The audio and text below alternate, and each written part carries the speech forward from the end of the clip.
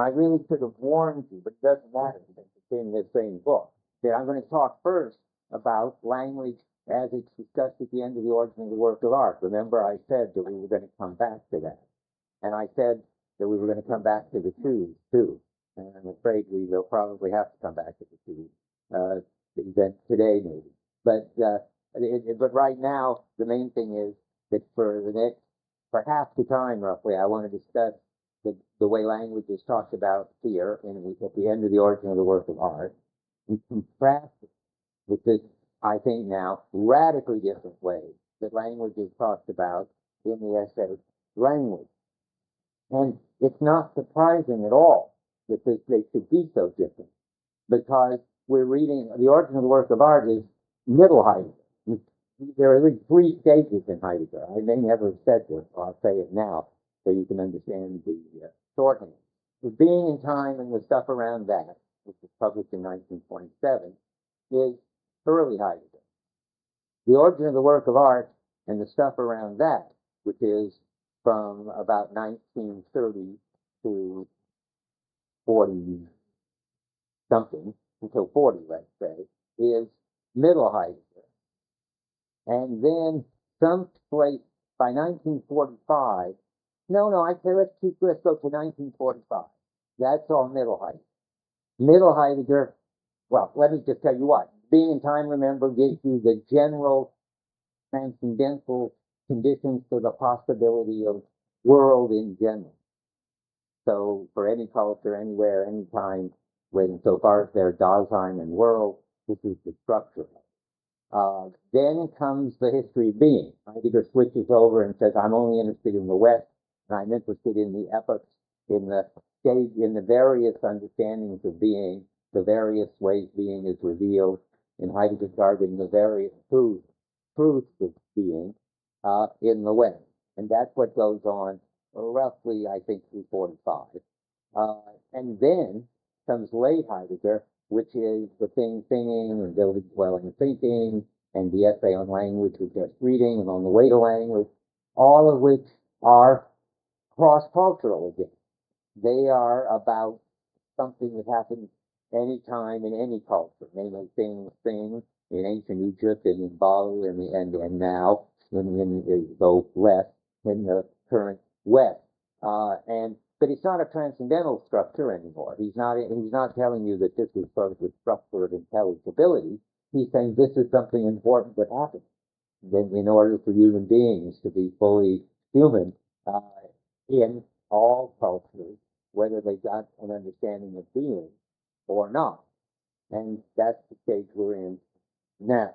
But now we're going back.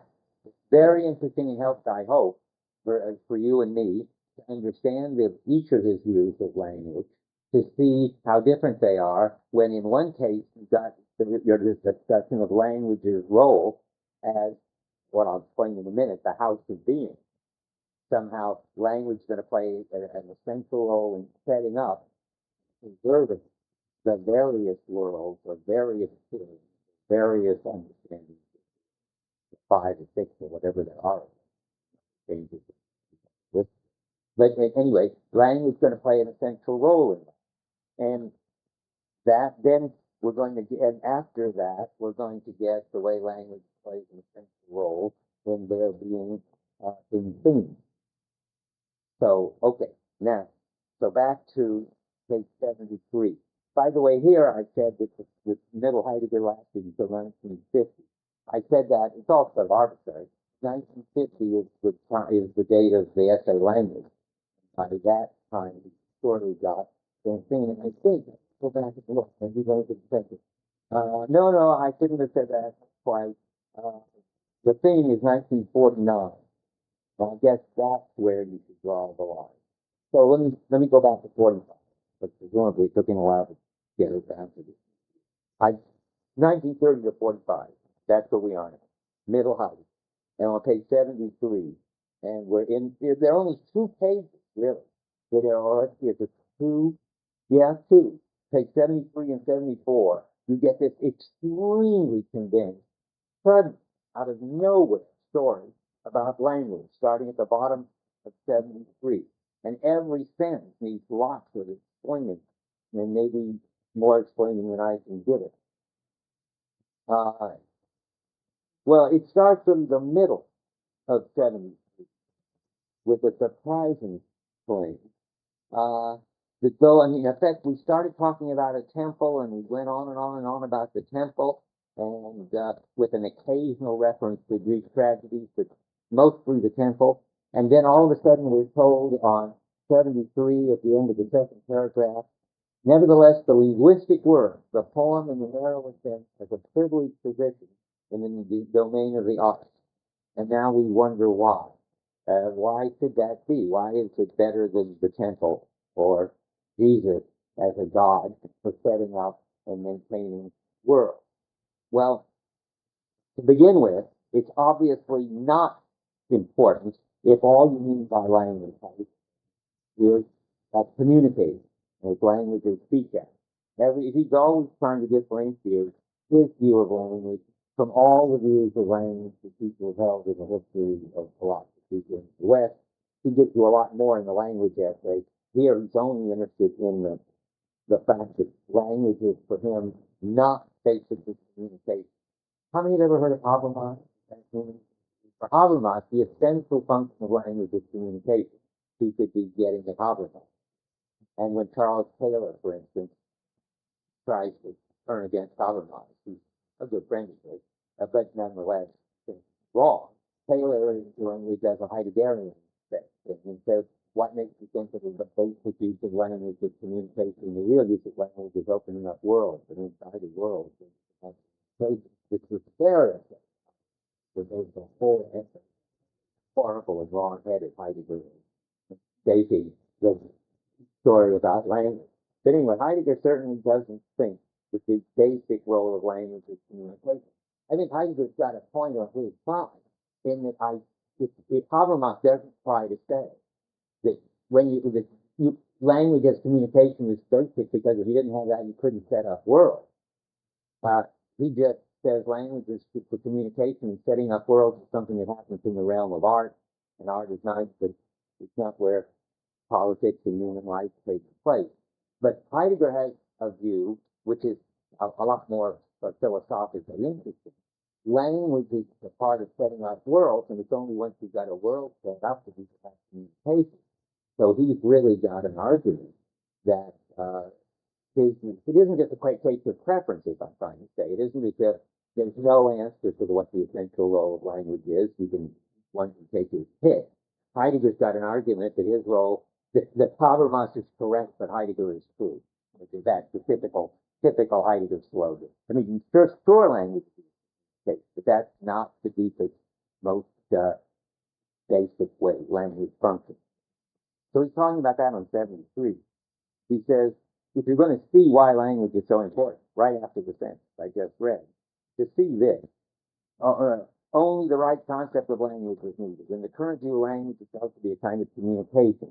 It serves for verbal exchange and agreement. And we can't do that. Habermas? Surely not. Habermas was writing. So after 57, he's making up Habermas. And in general, for communicating.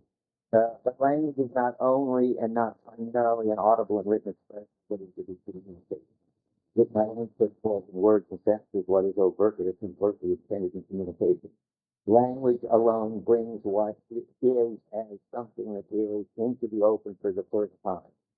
That's the deepest point. So without language, there wouldn't be any openness at all, any world at all. So that means that there's something more basic than just plain naming. There's a kind of naming which, he says, let's go on language by naming beings for the first time. First brings beings to word and to appearance. Only this naming nominates beings to their beings and out of their beings. Such saying is a projection of the clearing, in which announcement is made of what it is that beings come into the open atom. Thought is that dense and obscure. Now, let me try to say what I think that it means, but I'm not sure.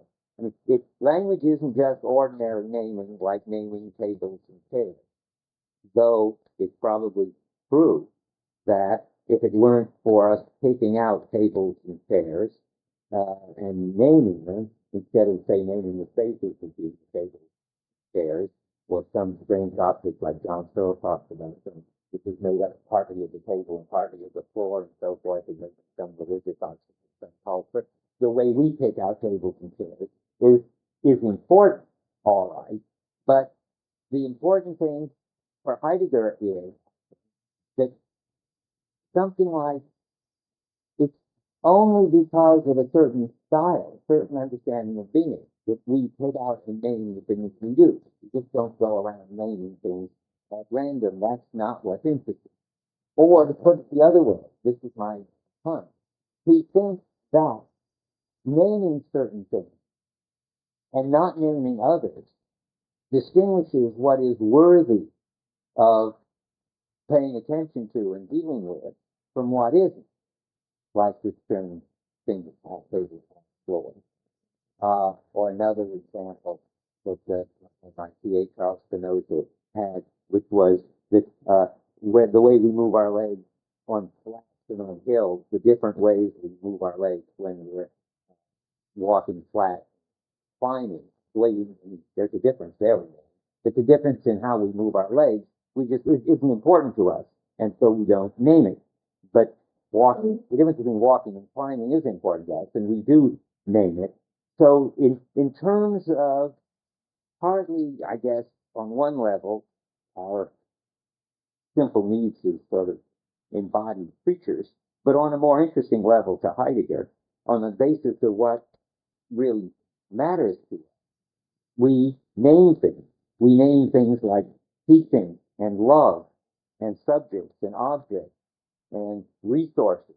And when we're doing that, we begin to recognize that we're not just naming any old things. We're naming things that the style makes important, and in naming them, we help make the style important. I think that's what goes on. Let's try this again now. Language by the naming of beings for the first time. I guess that's when you name subjects. I mean, remember, thinkers and readers, you name subjects for the first time, or resources, or whatever. Brings the word into appearance. First brings beings, that kind of beings, the word in appearance. Only this naming nominates beings, pseudo beings, and outer beings.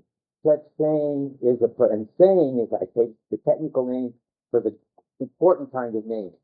It's called projective saying. The kind of naming where you pick what's worthy from what's not worthy, where you name the kind of things that your style makes important and helps make your style important. So saying is a projecting of the clearing. See, that's why I talked about subject, object, resources. In which announcement is made of what it is that the beings come into the clearing as. So, okay, now we can see what, and if you don't have that, you just have dim confusion at the top of page 74. That is, before, I mean, I'm not sure you really have dim confusion. Later he's going to say, plenty of stuff goes on, things, and lots of cultures are there. But at this point, he seems to think, if you don't name them into the clearing, whichever clearing is the current clearing, you just have dim confusion. Dim confusion must be something like the distress that you have at the beginning of the basic question before that wonder and the first understanding of being. So now let's see.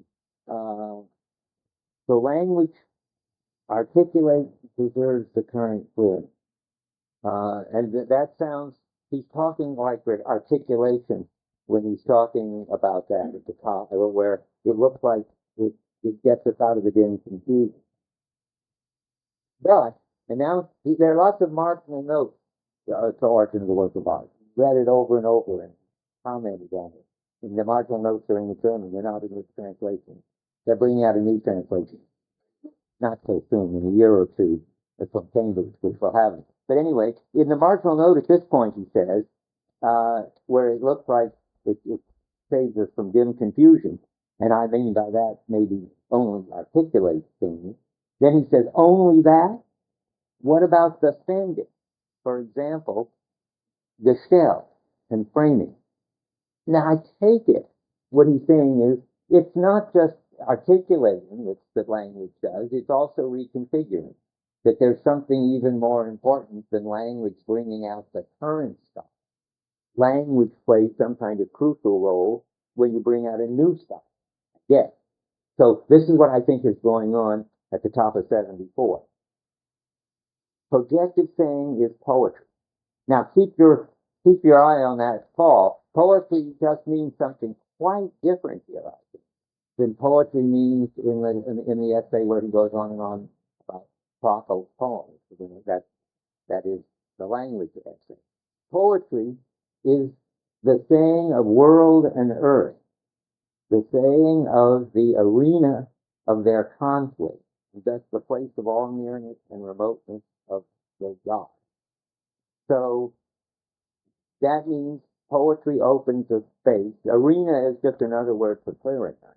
The German word is Spielraum, which is an open place where a room for play, but it isn't play in any sort of fun.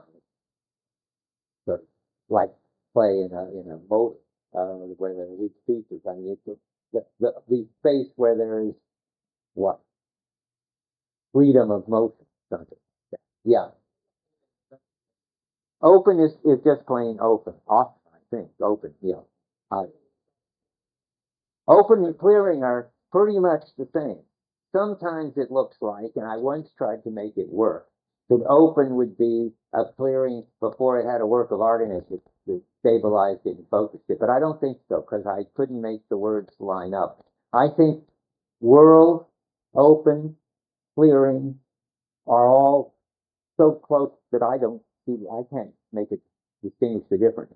It'd be an interesting project for a paper to see if you could really, if you're just so happy and you get an A+, and I base my lecture on it, if you could find some consistent story about it. And see what else you need. Well, that, anything else, truth of being, what are any other names for it? I think that's all the names I know for it. Clearing is, I think, his favorite name for it. Okay, so, but here, oddly enough, Spielraum is the word. That's the only time I know he says that. The saying of world and earth, the saying of the arena of their conflict, and thus of the place of all nearness and remoteness of the gods. It's funny how close he comes there to the nearness and remoteness we talked about last time, where things set up nearness and remoteness. But here it's entirely different issue. It's a question of whether there's going to be some focus in it. The gods. Gee, I'm surprised it would be the gods. No, I didn't bring it. Holstein. Can you remember? Let's look.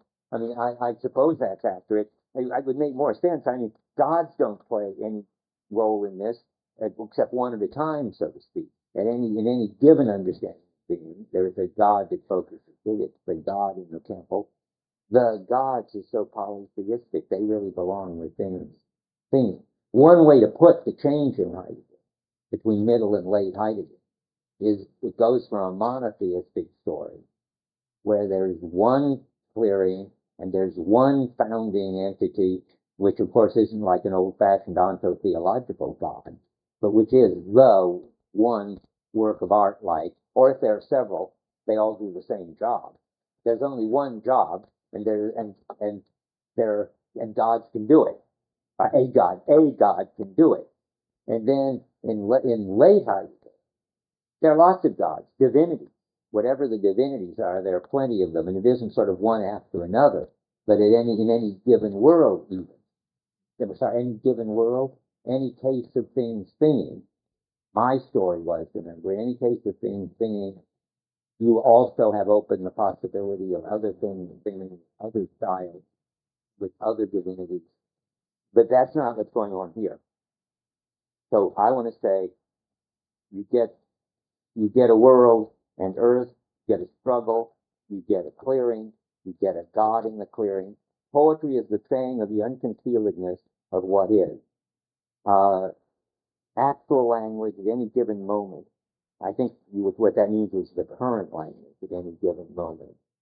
is the happening of this thing, in which a people's world historically arises for it, and the earth is preserved as that which remains closed. Projective saying is saying which, in preparing the sayable, brings the unsayable as such into the world. Well, that's the earth and world.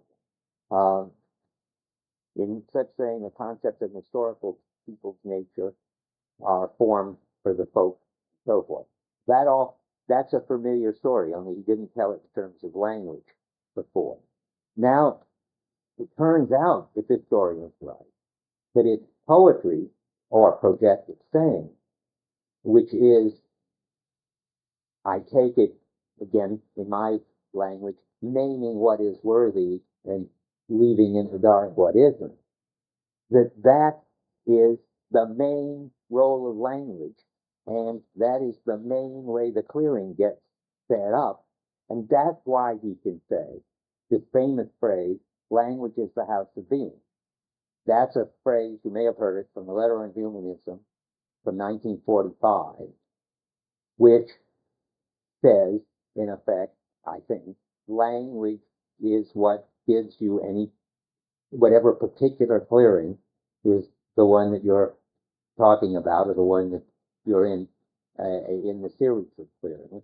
And I brought along the Letter on Humanism to read you this quote, because people are talking about it all the time, and people I talk to. At the bottom of 236, the essence of language in the history of being. The essence of language in the history of being is the following: language is the house of being. Well, I don't want to read more. It's full of other kind of jargon. That was on 236 here. To say it's the house of being is the same thing as to say it's the arena in which historical worlds happen. Now, what is puzzling is after he says this, and I'm not sure I know the answer, he drops the temple and goes over to language as the basic way clearings are articulated and reconfigured. Where is that? Start skipping a paragraph. Language itself is poetry in the essential sense that since language is a happening in which for man beings first disclose themselves to him each time as beings, poesy, or poetry in the narrow sense, is the most original form of poetry in the essential sense. So poetry in the essential sense, remember, is just naming whatever it is that's worthy according to a particular style. And poesy in the narrow sense is poems, like the poem about a winter evening, which comes up in the other essay. Language is not poetry because it is the primal. But the language is not poetry. I'm sorry, I got to read this whole thing. Language is not poetry because it is the primal poesy. Rather, poems, take place in language because language preserves the original nature of poetry. Now comes the funny claim. Building and plastic creation, there's the temple, on the other hand, always happen already and only in the open of saying and naming.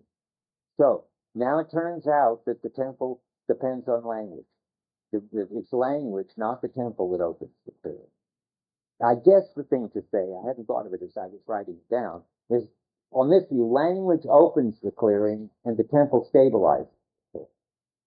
Let's see if that works. That's what I think is now happening. Let me see.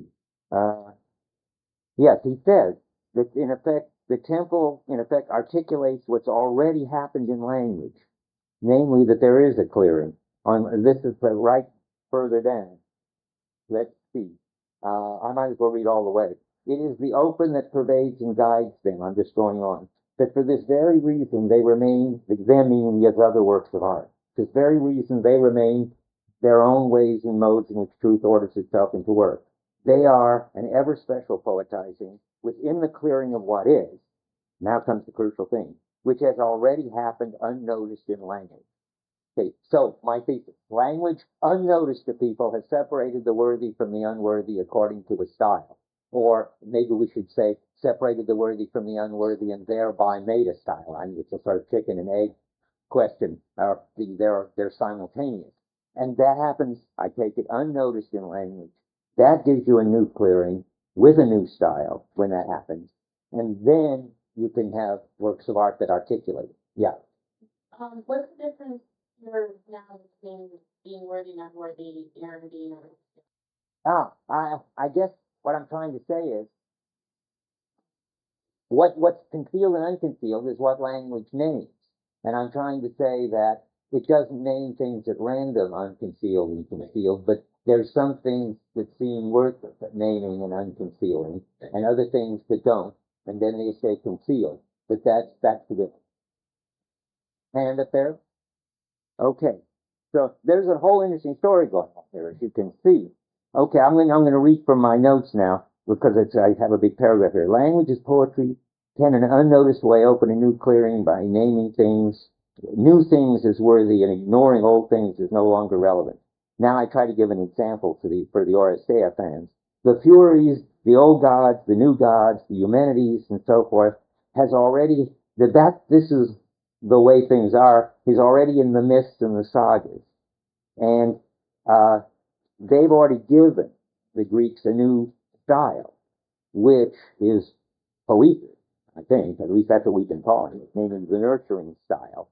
And then, thanks to that makes possible Aeschylus's poem, in which he holds it up to the Athenians and they pay attention to it. And that seems right. I think that must be how it's supposed to happen. And then Heidegger asked this funny question in the footnotes. Does the clearing happen by way of language, or does the clearing first make language possible? That's the chicken and egg question. I mean, is it the style that makes language pick out certain things as worthy, or is it picking out certain things as worthy that make the style possible? And he doesn't answer it. He just puts it at the bottom of the page. Now, maybe that could be a question. I mean, either that's a question in which I think the answer is neither. They're correlative, this naming in this style. Or he really wants to know which happens first, language or the clearing. In which case, there's an answer of sorts. He's given an answer in Being and Time one way, and he's now giving an answer that's different. In Being and Time, he's very clear that non-linguistic practices of using things is prior to linguistic practice. And you can picture a bunch of sort of Dazan types, who are going around using equipment, but who haven't got language yet. And he believes that's possible. And then language will name the joints, so to speak, in this equipmental totality that these people already got. That's what he says in Being and Time. That would mean the answer to this question is that the clearing happens before language and makes language possible. But in the margin of Being and Time, maybe after he wrote this question, I don't know when, he writes false, exclamation mark, which is very unusual for Heidegger to say anything he ever said was false. I only know 2 instances in the total corpus of Heidegger where he said something he said was wrong. But he's very adamant about it, and he says, false language is not layered, but is the very opening of the clearing or the there. There's another word for it, the there. So it's clear that by the time at some point, he's clear about the answer to this question. Later, Heidegger thinks you couldn't have a referential totality of equipment and without already having language. And that's another way of saying, by the way, that language is the house of being. That the linguistic practices are, and the style that they make possible, are the bottom level. There's nothing that grounds that. And that's another way of saying that is to say language speaks. When he says language speaks in the language essay, which we haven't got to yet, he says there's nothing that grounds language. In Being and Time, he thought you could ground language, mainly in coping and equipment. Doesn't believe that. He gets much more appreciative of how important language is and how bottom of everything language is as he goes along. Okay, let's see now. Okay, so let me put this now in a way that's going to turn out to be useful to us later, and then we'll go on to the language essay. You could say then that the ontological difference is set up and preserved by language. The ontological difference, I mention it every once in a while. I don't think it's ever been a term we've seen in anything we've read, has it? Okay. The ontological difference is a very important term for Heidegger. It's the name for the difference between being and beings. So there is the style, or the clearing, or the world. That's one side of the ontological difference. And then there's the stuff that shows up in it. Those are the beings. So when you've got this distinction between the clearing and what shows up in the clearing, then you've got a distinction between being and beings. Then you have what Heidegger says is called the ontological difference. And remember, I think I said last time, for him, the discovery of the ontological difference is his great discovery. It was missed by everybody. I mean, even the pre-Socratics didn't have it. They had, we wouldn't have fallen into metaphysics, but they didn't. They sensed it. They sort of sensed there was something made everything intelligible, but they didn't know it was the clearing. They thought it was just another super thing, or at least that they didn't know what it was. And then Plato said it was just a big thing, namely the good, or the unmoved mover in Aristotle and so forth. Anyway, the moral of it is Heidegger is the first to have seen that there is always a clearing and stuff in the clearing, and language does the job of setting up the clearing, and thereby, and at the same time, naming the things in the clearing. And by the way, by naming them, it sets up the clearing, and because it's got the clearing, it can name them. It's all so interrelated, you can't say which comes first. That's the end of that story. That's the story you get about language if you believe that there's these big clearings. And you stop there. I finished reading, I believe, everything that has to do with language. But let me make sure that I got all the way I wanted to get. Well, I couldn't do one more thing just to avoid you being confused. I was going to avoid reading it to avoid confusion, but then that might be more confusing. And having brought all this talk about poetry as a kind of, projective saying in which the very important things are named by the thinkers and everything that matters in a certain style is named and all that, he has another meaning for poetry at the bottom of 74, which is just very confusing, where poetry means poesis. It means preserving and nurturing. Because he now switches to art. And art is also poetry, but in a different way. Art as the setting into work of truth is poetry. So now the temple turns out to be poetry. That's very confusing. Just when he said, poetry is more important than the temple. Well, technically, I think, projective saying is more fundamental. And projective saying makes possible ordinary kinds of poetry, namely poesy, and it makes possible artwork. And they all have a poesis function. Namely, they are all ways of preserving and nurturing a certain style. It's very confusing. And here he's switching over to poesis, I think. Art is poetry. Not only the creation of the work is poetic, but equally poetic, though in its own way, is the preserving of the work. Now we're in the nurturing business. Because what else could he be saying? Preserving is always nurturing, safeguarding, and that's always poesis. For a work is an actual effect as a work only when we remove ourselves from our commonplace routine and move into what is disclosed by the work, and so as to bring our own nature itself to take a stand in the truth. That doesn't happen. The nature of art is poetry. The nature of poetry in turn is, and now we're off into a whole other story about how art works found and bestow and ground, and it's all about that and preserving. And this sort of paragraph is a very move from one issue to another, I'm afraid. Maybe I'm just not thinking. But from then on, poetry drops out of the story altogether, and we're back into, well, no, look, I just opened a poem. I wonder what happens here. On page 76, poetic is back. I thought I carefully screened it out. Let's see what this is. On page 76, I'm preparing myself for whatever happens there. The end of the first paragraph, poetic projection comes from nothing in this respect, that it never takes its gift in the ordinary. that it never comes from nothing, and that what is projected by it is only the withheld location of the historical being. Now, that poetic projection is probably projective saying. And projective saying, I don't know. It looks to me like projective saying is there being said to be what happens when one receives the style. When people receive the style, then the thinkers particularly start saying things like poesis or thesis or subject and object. And when they do, it isn't as if they just said it out of nowhere, but they are taking up the next stage in the historical understanding. But there, it doesn't happen very often. Mostly he's at a level of abstraction in this latter part, where it doesn't matter whether it's poetic saying or gods or what do you call statesmen. It seems to be just at the level in which truth setting itself to work has these three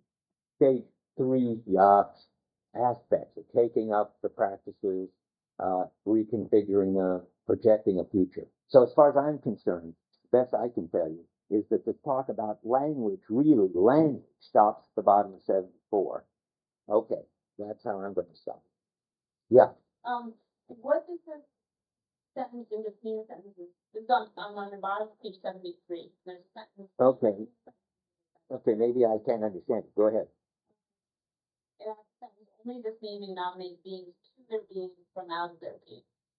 Oh, I did read that. I thought I understood that one. But I didn't think it meant much of anything, so let me see. Language, by naming beings for the first time, first brings beings to word and to appearance. So now we're going to name some new plants, say, which become important to us. Only this naming nominates beings to their being from out of their being. I guess it's from out of their being. Yeah, what does that mean? I have no idea. Greg, can you look at this one up too? Do you see where we are? We're at the when we get the book. We're at the bottom of 73, 4 lines from the bottom. I don't know what it doesn't make. I can't make any sense of it. Let's hope it's a mistake in the translation. Yeah. I think that what you pointed before about poetic projection comes from nothing respect. That's beyond 59. 59. Where he talks about creation, and technique. That paragraph you quoted, one of the things he wants to say is that art isn't about the creation of art doesn't come from the genius creating something like normal such a thing. Yeah. But rather kind of yet all this happens in the midst of the being that grows out of its own accord. Okay, when the Greek temple gets made, that's right. The artist is responding to the Thusis style. And how is that supposed to help me? I forget. Because it's not the genius creating something. Okay, right. Good. It's never right. It's never a genius. I see. You're right. It's never. Let's generalize the story. It's not just about thesis, but in any case, whenever you start naming new things as worthy, and you don't just name them arbitrarily. By the way, it sounds. You might want to say he's excluding Rorty here. If any of you know Rorty, where it looks like he just. And Rorty said in one funny place, well, somebody's neuron gets hit by a cosmic ray, and they say something new, like objectification. I mean, there's no sense in Rorty that there are the practices, the marginal practices that are having authority or constraining, or his picture is, well, either you get into a problem and then people sort of say all sorts of things and somebody says something that helps, or even in his wilder moment, people just say new things out of that random and something sticks. Now, that's what you certainly don't want. You want it to be responsive to the style. I was thinking of Lordy reminded me of something else that he isn't. No, I think that, well, let me see, I wrote something. Where did I write it? In the language list. I'll look and see if I can say it. No, because it's really got to do with the language. Let me in due course. Okay. Now, we're ready for the next, and keep your eye on all these laws. Poetry is going to mean something different, and language is going to mean something different. The world is going to mean something different, and a whole new ballgame. So how does Heidegger rethink the role of language and the difference between being and beings, the ontological difference, once he has the idea of a thing thinking, and thereby gathering, I keep saying a local world because I have no really better way to say it. But remember, the local world could be spread all over. But what I really mean always is a self-enclosed world that sets itself off from what's far, a world in which for a while what's relevant is determined by that world and everything else is irrelevant.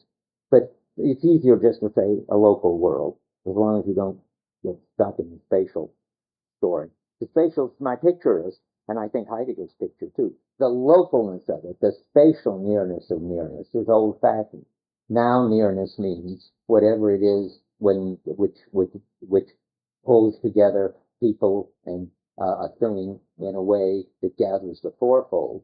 That's near and inside that world. There's nearness. It still usually happens in a local place, like where you're having dinner. But I think it could happen, and I'm never sure about this, and I think somebody should worry about it, maybe me, whether it could happen on the internet, where the people involved in this event are all over the place, but they have some common concern which works. I don't know whether that makes sense, but you've got to keep it open as a possibility. You don't want to get stuck with nearness necessarily being local and taking place in the same dining room. So, but I'm going to talk anyway that way because it's easier. So remember that the thing discloses an enclosed world in which we get a distinction between nearness and farness, and now we want to know what is the role of language in setting up that kind of world, this enclosed world. I've got a kind of slogan. I can see how Heidegger could be drunk on these slogans. I made one up that in English that seems to me that it's very important that the thing discloses an enclosed world. So this disclosing of what is enclosed is a sort of little slogan that tells you what's new in the nearness story. Okay. And the question is, what's the role of language in this? Well, he says language speaks, and that means don't understand language in terms of anything else. That's on 191. I already mentioned it. He says that the top, we do not wish to ground language in something else that is not language itself. Now, that's an argument against early Heidegger, namely being in time, that wants to ground linguistic practices in non-linguistic practices. It's also an argument against all sorts of people that you know very well if you've taken courses in this department, which is fun. He's got, there's, again, the communication people. That's the Habermas thing, but he's got a whole bunch of new people that he's opposed to. Another one that we don't really have any around, I don't think, is a sort of a romantic view that language is for expressing your inner feelings. Where is that? Oh, that's the second paragraph, end of second paragraph on 192. Speech, this is another view he's against. Speech is the audible expression and communication of human feelings. The feelings are accompanied by thoughts and so forth. He's against that. But he's also against two views that ought to sound familiar. That there's something, he's against the view of language as expression in the next paragraph. That there's an idea of something internal and that gets externalized. And this something internal is what is really basic, and then language just says it. Does that sound familiar? Mm-hmm. Well, what is it? It's thorough. I mean, there is this intrinsic intentionality, which only exists in mind, and language is then an expression of it. A book of Searle's collected papers is called Expression and Meaning.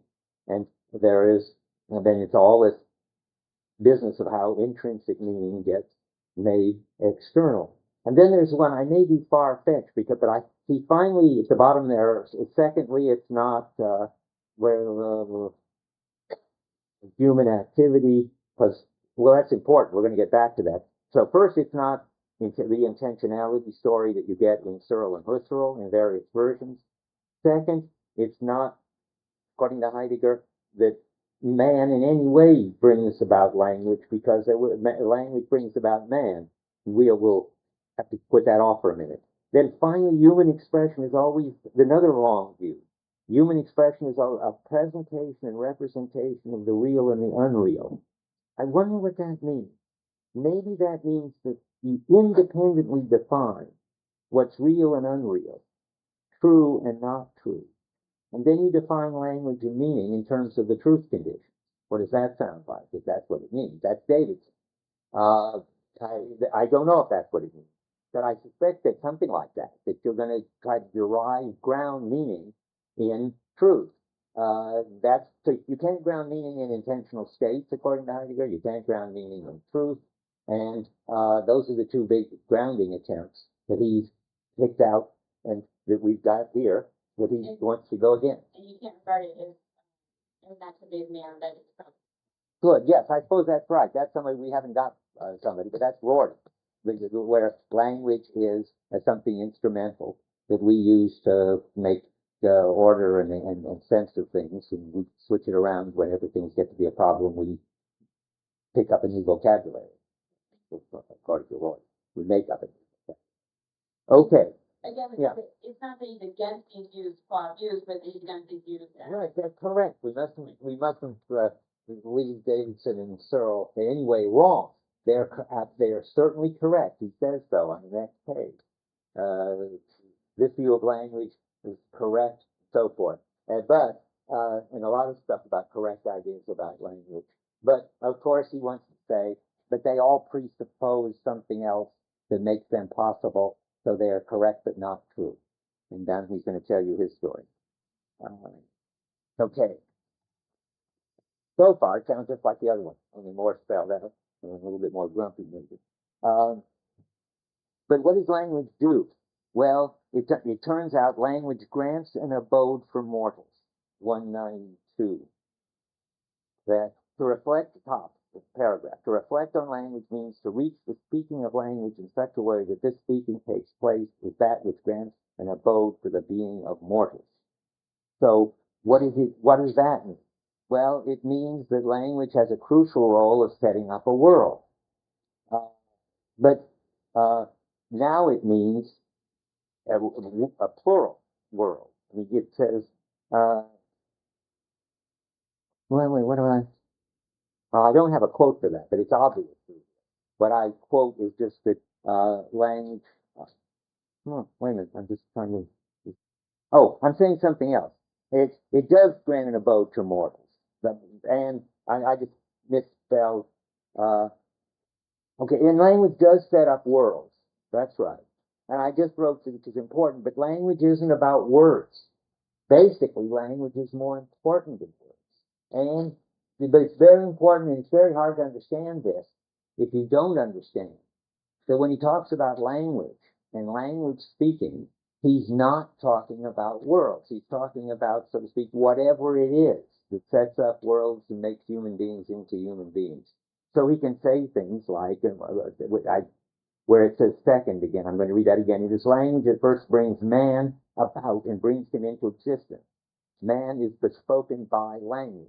Well, then language can't be words, but human beings speak words, and there aren't any human beings yet. And somehow or other, whatever this language thing is, it makes it possible that there are human beings and that they use words. You don't think so? I don't see anything. Language, you don't see the language system. Well, it's true. I have nothing on this page. We don't get that until we get later, where it turns out that language makes near and foreign worlds possible, I think. But that's not we'll take it back. Nothing so far. I was getting ahead of the story.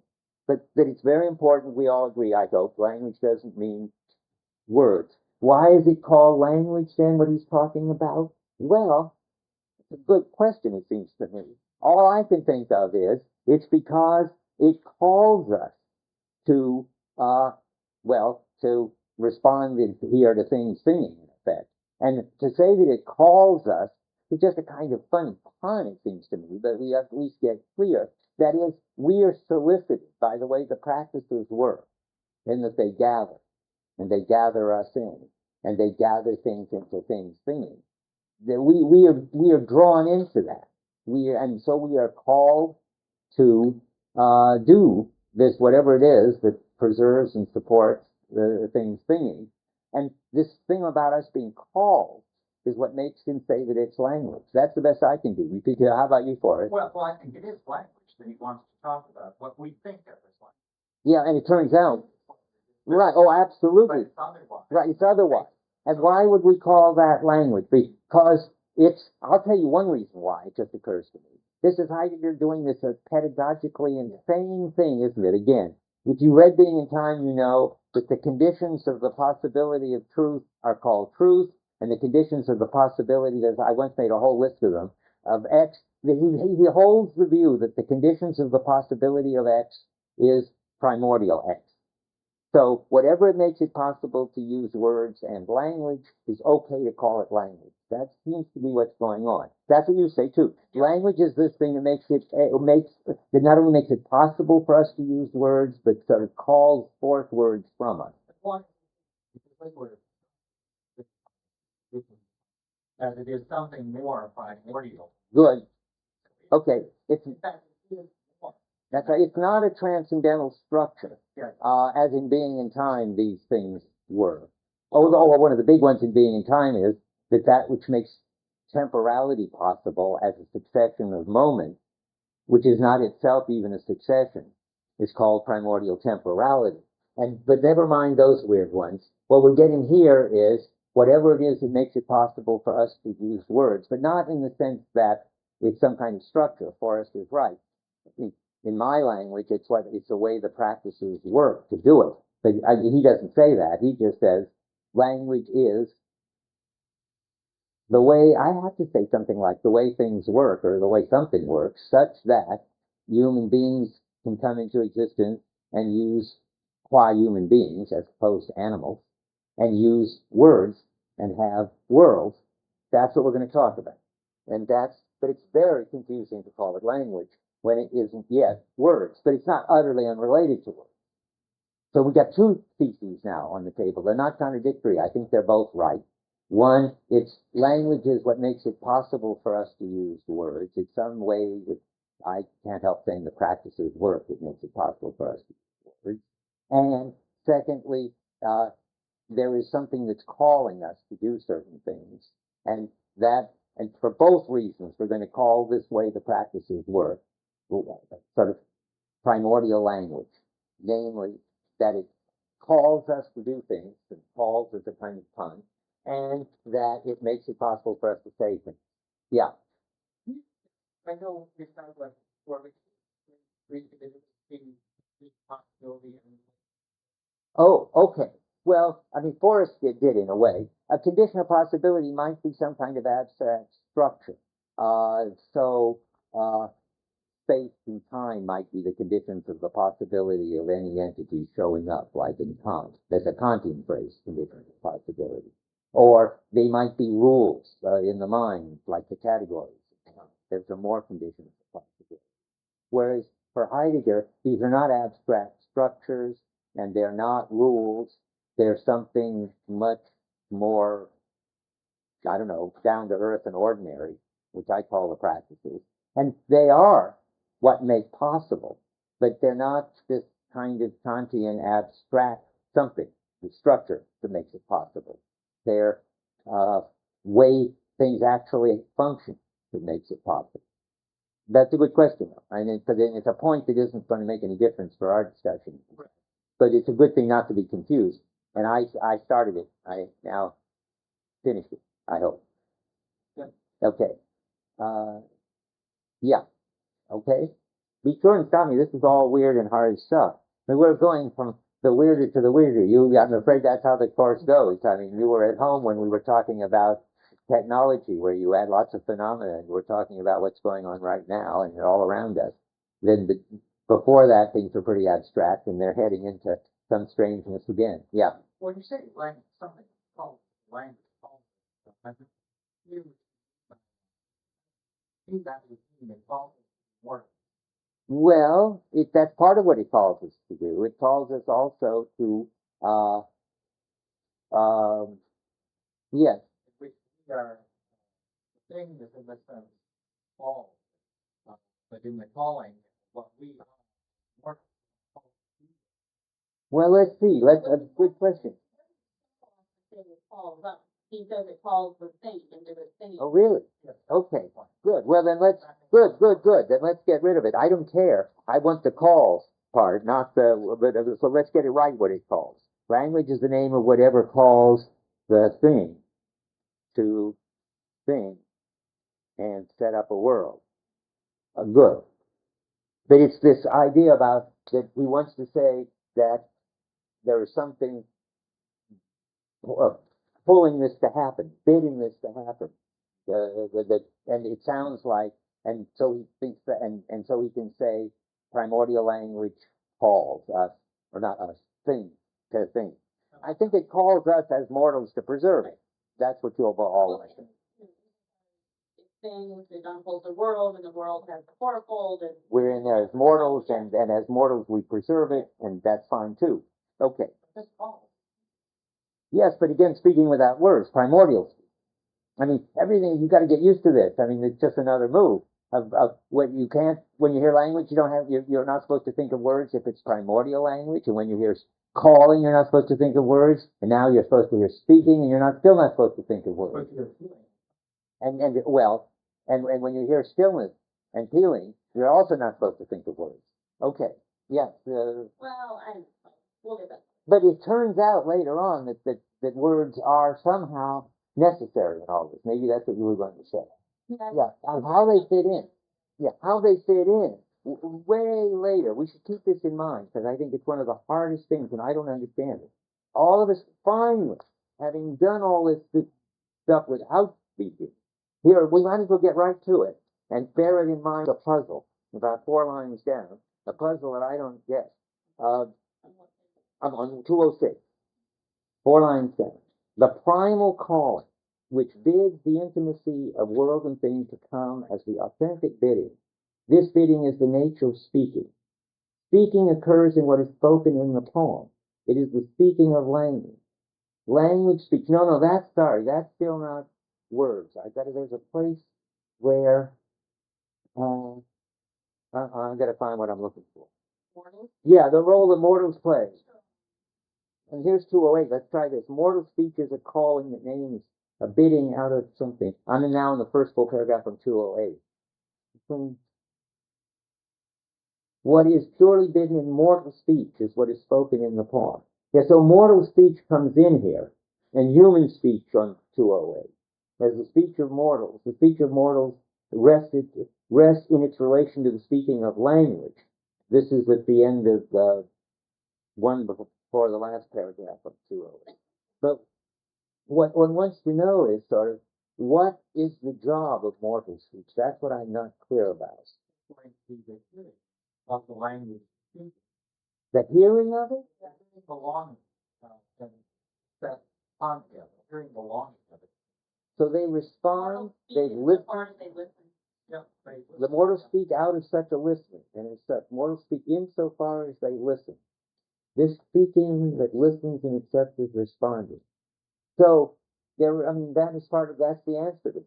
There isn't any real place for people talking. True. But we haven't found any yet. Well, that's the place for it. But they didn't do any talking. They just listened. But the listening is Well, that's not helpful. I know real talking. I mean, blah, blah, blah talking. Are they? Well, how do we know that? Yeah. Okay, good. Listen. Right. I jumped into this. So what you could have in mind, when you hear all this about primordial language, primordial speaking, primordial calling, and so forth, we haven't got to words yet. So you want to bear in mind, and what role does the stuff that comes out of people's mouths, these acoustic blasts, as Thoreau would call them, what role does that play in all this? And it takes a long time to find out, and I hadn't found out by the time I came in here to lecture. But I will find out by next time, luckily, yes. Okay. What it doesn't? Okay, the listening defines one listening language or in terms of belonging to language.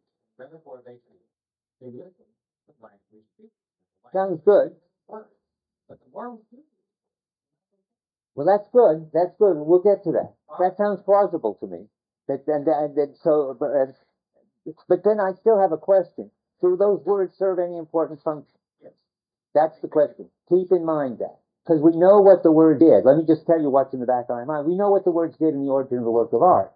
They named what was worthy. They made the style, and the style made them. And the thinkers had these super words like poesis and thesis and so forth. And then we had a big job for words. And I don't know what the job for the words is here. may not be anything. Right. It's going to be doing the bidding of language, Oh, I'm sure that's true. which is going to be calling things to be the things which they are. It's going Okay. Well, you're all coming. I mean, I put all this on the back burner, but let me now say my thing. My worry and puzzle about this is the following. It's important to say this because you can think about it before next time. I mean, what I'm worrying about is the following. We've got lots of information about what words do in poems. And the whole article is practically, the whole essay is about what the poet's words are doing. I want to know what people's words are doing when they're not poets writing poems. And I don't understand it. And obviously they do something that's crucial for things, thinking, and worlding, and they do it with actual words. And I guess it has to do with naming. Now, I've told you a story about how I think naming works when you're naming a style and naming a whole understanding of being into being. At least I got a story about it. And we've got examples of thinkers who did it using these special words. I don't have a story yet. Maybe I will next time if I consult with Forrest and you all who come and talk to me. But I want to know. I want to know what role words play in things singing when it's not in a poem. And when I want to know that, this is just me reading these things. I want examples. I want just plain phenomena where people say things and that does something that enables things to thing in worlds. That happened to be too hard. I can't do it. And when I try to find in this essay an example of it, all I find is examples of how poets use words to tell us about these things. But now, backing up, I'm going to get there slowly. But please think about that for next time. Have I made clear what? I'll say it one more time. Think of how actually saying words plays a role in their being, things, thinking, and worlding worlds. And not only think about it in Heidegger language, but give me examples, phenomena where it actually happens to you in that something you said or somebody said helped things thing and world. That would be terrific. To give you a kind of almost joke, but maybe it's pointing in the right direction, when somebody says dinner is served, that might have some important function in making the celebratory meal happen, but that seems sort of like a joke. But we want a real example. Okay, here we go. Backwards. Back to the language call. Okay, to have a clue, Heidegger says, to what happens when language speaks, we can look at the purest use of actual words, namely poetry. So we're going to read Troffel's poem, A Winter Evening, as an example of how language calls forth, but language now in actual words, calls forth a thing singing, even though in general, this primal calling doesn't actually happen in words or naming, but it does in the poem. I mean, let me show you where I find that, because this is part of my puzzle which I keep having. Okay, let's look at 206. Okay, I'm skipping to the third sentence. The primal calling, that's got to do with, I take it, this wordless way language speaks, which bids the intimacy of world and thing to come, is the authentic bidding. The bidding is the nature of speaking. Speaking occurs in what is spoken in the poem. Now we switch to language. It is the speaking of language, but in the poem, I mean, language is really speaking words.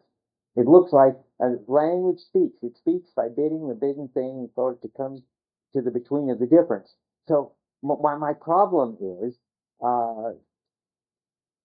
sort of how did we get from primal calling, which didn't seem to me to be involving actual speaking in words, to speaking in words?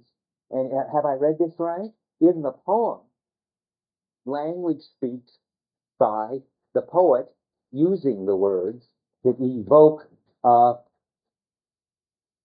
can't even say an experience, why evoke a thing, the celebratory meal.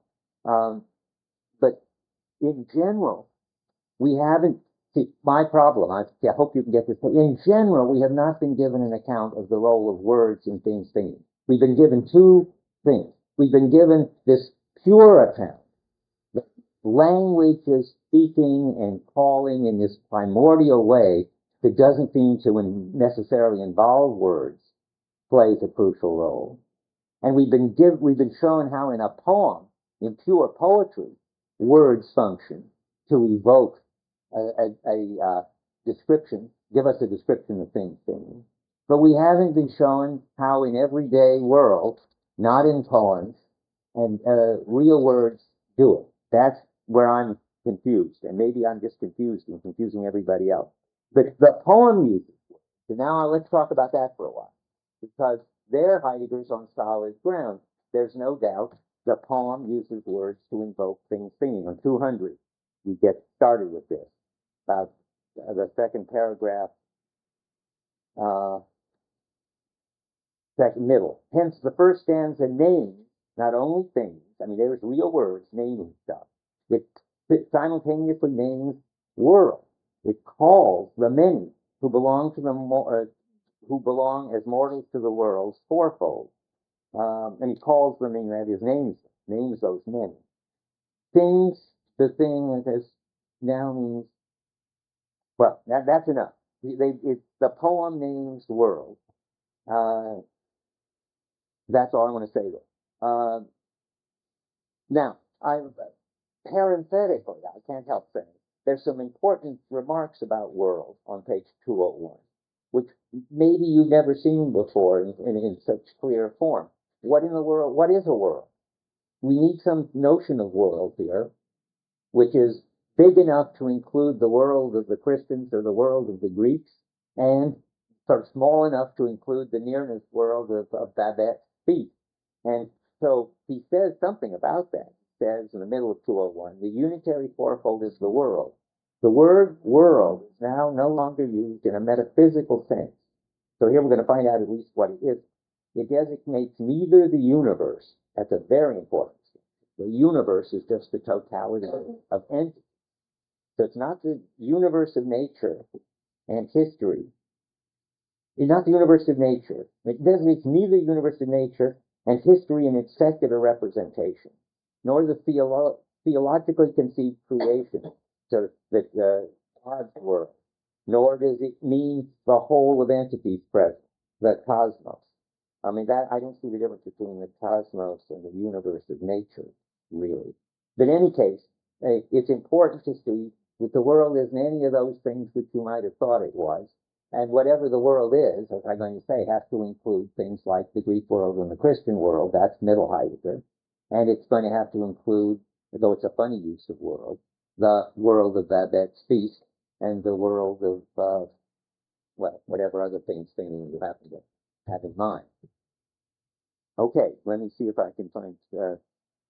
So the poem invokes a meal, a feast, well, just an ordinary meal, I think, and calls to things and bids them to come. It says on 199. It says the middle. What does the first stanza call? It calls things, bids them come, and it calls them really using words and really naming them, and it evokes a local world in which people and things come into their own. Back here on 194. Oh, yeah. There's this funny sentence that we puzzled about, which I'll try to read you. The second sentence on the first full paragraph on 194. What is spoken purely, those are words, that's poetry, is that in which the completion of the speaking that is proper to what is spoken is in its turn an original. We think that means an originate. That is, when words are spoken in a poem, they actually, well, now I don't know what to say. When words are spoken in a poem, I keep wanting to say they evoke this thingy, but they don't really produce a thing. And Heidegger says that nothing happens in the classroom when he's discussing this poem. There's no meal and there's no bread and wine. They inside the poem, they give you a description of things thingy, and that's a kind of originating. I'm not sure if I can say, but okay, inside the poem, the words enable the thing to think, originate the world of the thing thinking, call and evoke and the meal. Okay, so and now there's supposed to be a parallel. Maybe we should. I don't know. Let's get to this. Somehow you get from the poem to, but I don't know how you get there exactly. See, it says the first stanza names not only things. I'm about a third of the way down. It simultaneously names world. That's all inside the poem. It calls the many who belong as mortals to the world's fourfold. Things, conditions, mortals. This now means things, each in its time, literally visit mortals with a world. Now, that's sort of outside the poem. The poem is telling you something about how things and mortals and worlds operate. But here's my question again. Once you switch to the story about how things and worlds and mortals actually operate, then I don't understand anymore the role of naming. We're back to that again.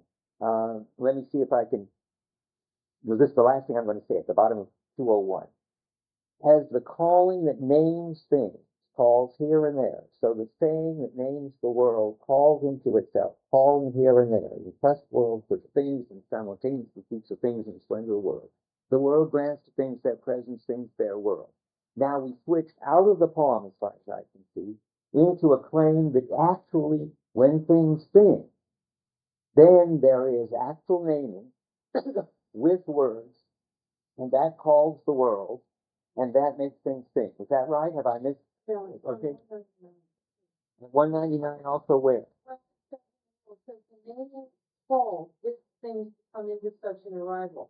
Bidding is inviting and invite things in so that they may bear upon men and things. Okay, but that's ambiguous. It's not clear in there whether we're inside the poem and whether we're hearing about how the naming and bidding and stuff is taking place in the poem. But I see what you mean. And certainly what takes place in the poem, we're also told takes place outside the poem. And that's what I think. Go to the bottom of page 1099. In the naming, the things named are called into their thinking. Thinking they unfold the world. Okay, well I'm not sure. You have to read carefully whether that is what Trockle is doing or whether that's the way it really happened. But you see, but he's got it both ways. I'm going to state my thing one more time and then time is up. My problem is I can understand how Trockle in the poem, with his words and his naming, names world, names things, names calling, names mortals, and how all that naming makes it possible to evoke a thingy. I don't see that gives us any reason yet to think that for there to be things thinking and worlds worlding, there has to be naming. I want to know what the role of naming is when we're not inside the poem. And I'm sure there's an answer. And we'll begin there next time. Maybe I'll know by then. Maybe you'll know by then. But I haven't got it now. That's where we have to stop. So now we go back to talking about language, the essay Language Today. And for next time, we will read On the Way to Language. There are sort of open questions in this essay, which I